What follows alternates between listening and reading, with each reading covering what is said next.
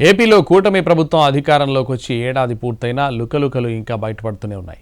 కర్నూలు జిల్లా ఆదోనిలో BJP MLA, TDP incharge మధ్య వివాదాలు కొనసాగుతూనే ఉన్నాయి.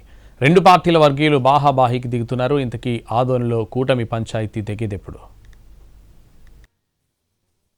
కర్నూలు జిల్లా ఆదోని అసెంబ్లీ నియోజకవర్గంలో కూటమి పార్టీల మధ్య ప్రచ్ఛన్న యుద్ధం కొనసాగుతోంది.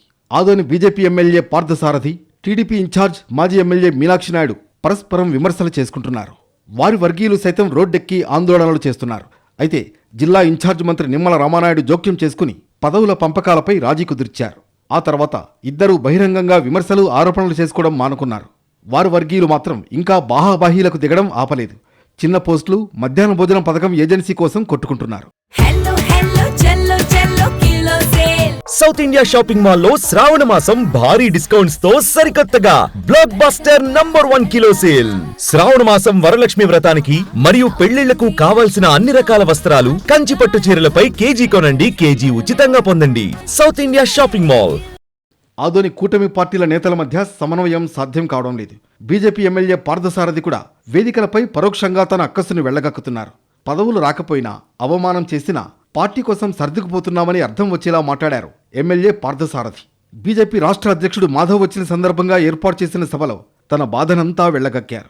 జెడ్పీటీసీ, ఎంపీటీసీ, సర్పంచ్, మున్సిపల్ ఎన్నికల్లో ఎక్కువ సీట్లు కర్నూలు జిల్లాలో బీజేపీ తీసుకోవాలని, అందుకు కార్యకర్తలు సిద్ధంగా ఉండాలన్నారు. స్థానిక సంస్థల ఎన్నికలు వస్తే ఆదోని కూటమి పార్టీల మధ్య రచ్చ మరింత పెరిగే అవకాశం ఉందనే టాక్ నడుస్తోంది. ఆదోనిలో టీడీపీ, బీజేపీ మధ్య ప్రధానంగా పోస్టుల విషయంలోనే వ్యవహారం రచ్చకెక్కుతోంది.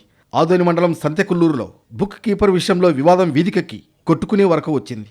సంతెకుల్లూరులో బుక్ కీపర్ పోస్ట్ టీడీపీ వర్గీయులకు కేటాయించారు. అయితే పాత బుక్ కీపర్ ఎన్నికల వరకు వైసీపీలో కొనసాగి ఎన్నికల తర్వాత బీజేపీలో చేరారు. ఆదోని ఎమ్మెల్యేగా బీజేపీ నేత ఉండడంతో బుక్ కీపర్గా పాతవాళ్లే కొనసాగాలని ప్రయత్నించారు. దీంతో టీడీపీ, బీజేపీ వర్గీయుల మధ్య వాగ్వాదం జరిగింది. పరస్పరం దాడులకు తెగబడ్డారు. ఆదోని మండలం గనేకల్ స్కూల్లో మధ్యాహ్న భోజనం విషయంలోనూ టీడీపీ, బీజేపీ వర్గీయుల మధ్య వివాదం నెలకొంది.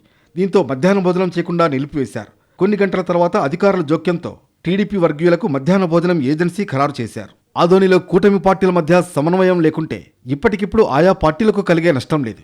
కానీ స్థానిక సంస్థల ఎన్నికలు వస్తే దాని ప్రభావం తీవ్రంగా ఉంటుందన్న టాక్ ఆ పార్టీ క్యాడర్లో ఉంది.